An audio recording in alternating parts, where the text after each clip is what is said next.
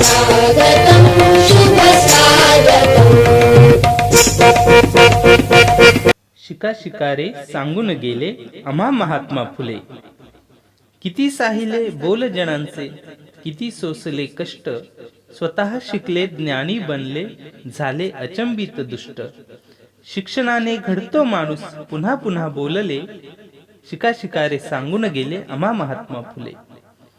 दीनपीडितांचे ते कैवारी अन शेतकऱ्यांचे मित्र, त्यांच्या न्याय हक्कासाठी लढले ते अहोरात्र। काढून शाळा मुलींसाठी शिक्षण केले खुले, शिका शिकारे सांगून गेले आम्हा महात्मा फुले। शिकून आपल्या पत्नीस केले पहिल्या स्त्री शिक्षिका, त्याही कपल्या समाजाप्रती बनल्या स्त्री रक्षिका। कितीही अडथळे आले तरी ते नाही डगमगले, शिका शिकारे सांगून गेले आम्हा महात्मा फुले। घेऊन दप्तर पाटी पुस्तक, चला शाळेला चला, आपण घडवू नशीब आपले, घडवू या राष्ट्राला। ज्ञानवंत व्हा, कीर्तिवंत व्हा, हे ब्रीद वाक्य खरे आपुले, शिका शिकारे सांगून गेले आम्हा महात्मा फुले, आम्हा महात्मा फुले।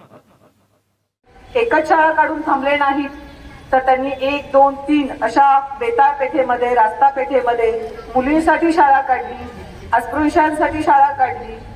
एवढं सगळं त्यांनी त्यांच्या आयुष्यामध्ये घडवून आणलं।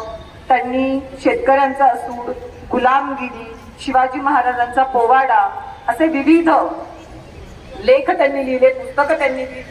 त्यांच्यासाठी पुढे जाऊन त्यांनी बालहत्या प्रतिबंधक गृह हे सुद्धा स्थापन केलं, की ज्या मुली लहान वयातच विधवा होतात, नकळतपणे त्यांच्यावरती काही अत्याचार केले जातात, त्यांना मुलं होतात, मग अशा वेळी ती मुलं एकतर मारली जायची, पण अशा प्रकारच्या मुलींची सोय करण्यासाठी त्यांनी बालहत्या प्रतिबंधक गृह आपल्या स्वतःच्या घरामध्येच काढलं। आणि त्यातल्याच एका विधवेच्या मुलाला, काशीबाई नावाच्या विधवेच्या मुलाला, यशवंतला त्यांनी दत्तक घेतलं। अशा प्रकारे त्यांनी खूप सारी कामं केलेली आहेत। अनेक लेखक, मोठे व्यक्तिमत्व त्यांच्यासाठी बोलतात की महात्मा फुले हे आधुनिक भारताचे थोर शिल्पकार आहेत, असं डॉक्टर बाबासाहेब आंबेडकर त्यांच्याबद्दल बोलतात। राजर्षी शाहू महाराज महात्मा फुल्यांचा उद्गार करताना त्यांना महाराष्ट्राचे मार्टिन ल्युथर असं म्हणतात। सयाजीराव गायकवाड त्यांच्यासाठी हिंदुस्थानचे बुकर टी वॉशिंग्टन असा महात्मा फुल्यांचा गौरव करतात। तर सावरकर, वीरा सावरकर हे आधुनिक भारताचे समाज क्रांतिकारक म्हणून महात्मा फुल्यांकडे बघतात। तर स्वतः महात्मा गांधी त्यांच्यासाठी म्हणतात, लोग मुझे महात्मा कहते हैं, लेकिन असली महात्मा तो ज्योतिबा है। आणि महात्मा फुल्यांचं नाव ज्योतिबा पडलं कारण त्यांचा जन्म ज्योतिबाच्या यात्रेच्या दिवशी झाला, म्हणून त्यांचं नाव ज्योतिबा असं ठेवलं गेलं होतं। आणि असा हा स्त्रियांसाठी कार्य करणारा समाज सुधारक, अस्पृश्यांसाठी स्वतःचा हौद खुला करणारा, या समाजासाठी स्वतःचं घर सोडून मित्राच्या घरामध्ये राहणारा हा थोर समाज क्रांतिकारक 28 नोव्हेंबर 1890 साली हा सूर्य अस्त पावला आणि पण आपल्या सर्वांसाठी शिक्षणाची दारं खुली करून गेला। ज्याप्रमाणे आपले कर्मवीर भाऊराव पाटील यांनी आपल्यासाठी रयत शिक्षण संस्था स्थापन करून आपल्यासाठी शिक्षणाची दारं उघडी केली, त्याच प्रकारे जसे कर्मवीर भाऊराव पाटील आपल्या वडिलांसमान, तसेच हे महात्मा फुले आपल्या वडिलांसमान, की ज्यांनी आपल्यासाठी शिक्षण आणि शिक्षणातून आपल्याला आत्मसन्मान, विचार, मोठे होण्याची वृत्ती, पंख दिले। एवढं बोलून मी माझे 2 शब्द संपवते। जय हिंद, जय महाराष्ट्र, जय कर्मवीर। कर्मवीर भाऊराव पाटील, तीर्थरूप वैनी यांना विनम्र अभिवादन। आज महात्मा ज्योतिराव फुले यांची 133वी पुण्यतिथी आपण आपल्या विद्यालयामध्ये साजरी करत आहोत। विद्यार्थी मित्र, ज्या महात्मा फुल्यांनी छत्रपती शिवाजी महाराजांच्या समाधीचा शोध घेतला, नुसताच शोध नाही घेतला तर त्यांच्यावरती पोवाडा लिहिला, अशा या महान विभूतीला या ठिकाणी विनम्र अभिवादन। विद्यार्थी मित्र, 19व्या शतकातला काळ, या 19व्या शतकातल्या काळामध्ये अंधश्रद्धा, जातीयता याच्यामध्ये पछाडलेला समाज, या समाजाला जाग करण्याचं काम विद्यार्थी मित्र जो खऱ्या अर्थानं झोपलाय, ज्याला जाग करता येतं परंतु त्यानं झोपेचं ढोंग केलेलं आहे, अशाला जाग करता येत नाही. आणि अशा काळामध्ये या ठिकाणी या दाम्पत्यानं या ठिकाणी स्त्री शिक्षणाची धुरा हातामध्ये घेतली. त्यांच्या जीवनातले 2च प्रसंग तुम्हाला सांगणार आहे. मला पूर्ण कल्पना आहे, तुम्ही मांडी घालून बसलेला आहात, परंतु तुमच्या कानावर 4 शब्द चांगले पडावे हे मेघराजालाही वाटलं, पण तोही थांबला. कारण लक्षात घ्या, भगवद्गीतेमध्ये म्हणलेलं आहे, त्याचा सार महात्मा फुलेंचा आणि सावित्रीबाई जीवनाची मिळता जुळता आहे.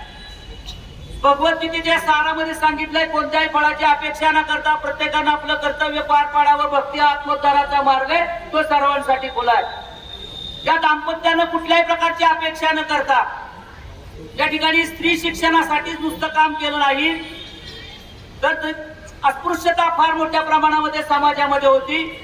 पुरुष अस्पृश्य अशा प्रकारचा भेदभाव होता, बालविवाह होते, सतीची चाल होती, अशा अनेक अनिष्ट प्रथा होत्या.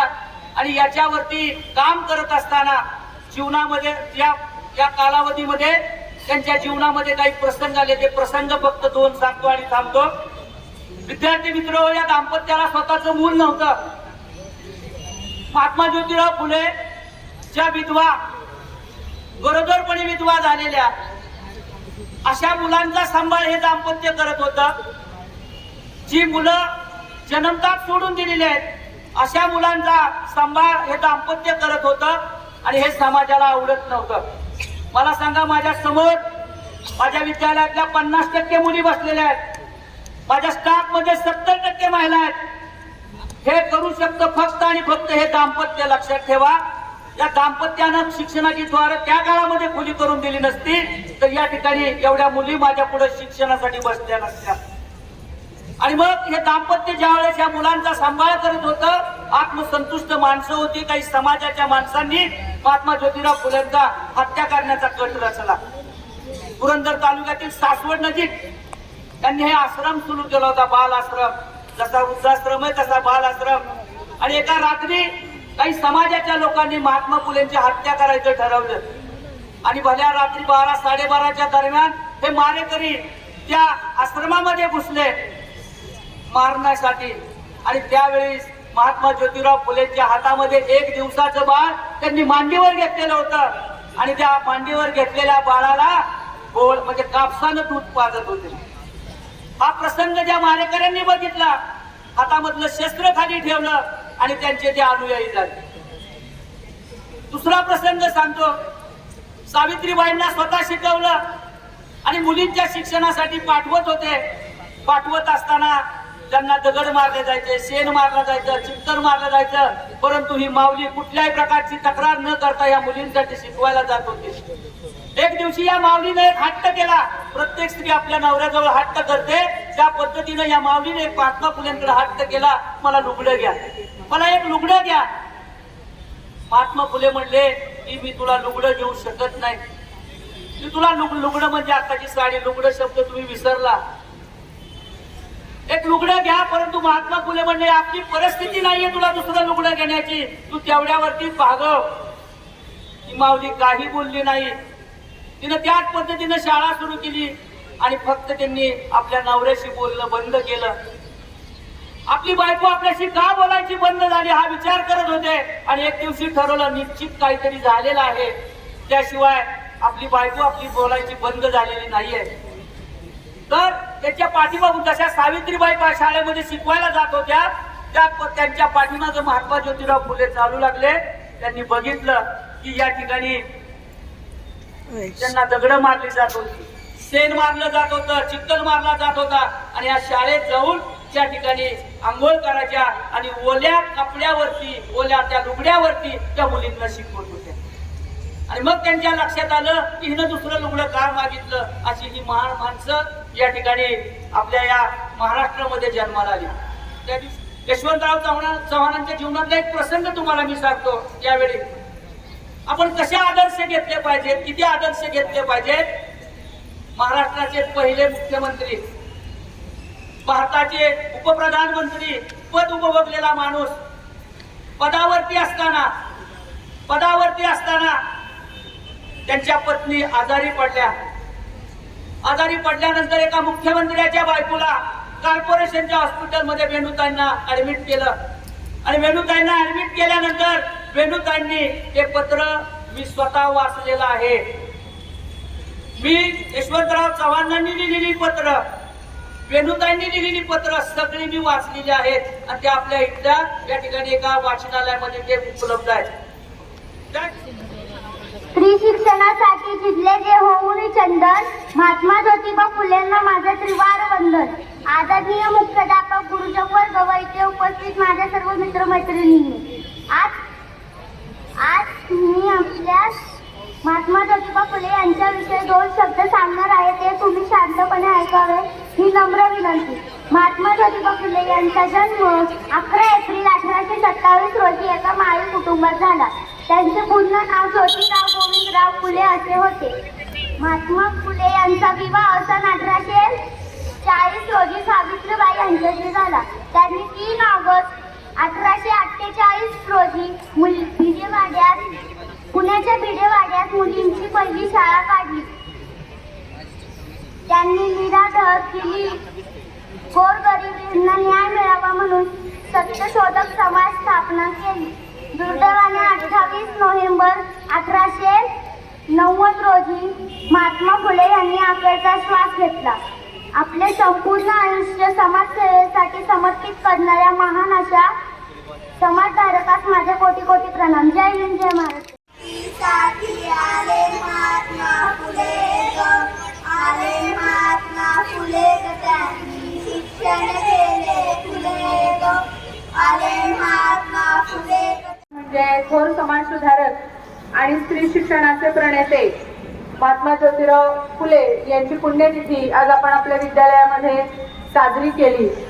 ही पुण्यतिथी साजरी करत असताना प्रत्यक्ष महात्मा फुलेंच्या वेशभूषेमध्ये आपल्या विद्यालयातील 5वी अ मधील विद्यार्थी विवेक गवारे यांनी वेशभूषा साकारली आणि महात्मा फुलेंविषयीची माहिती आपल्याला सांगण्याचा प्रयत्न केला.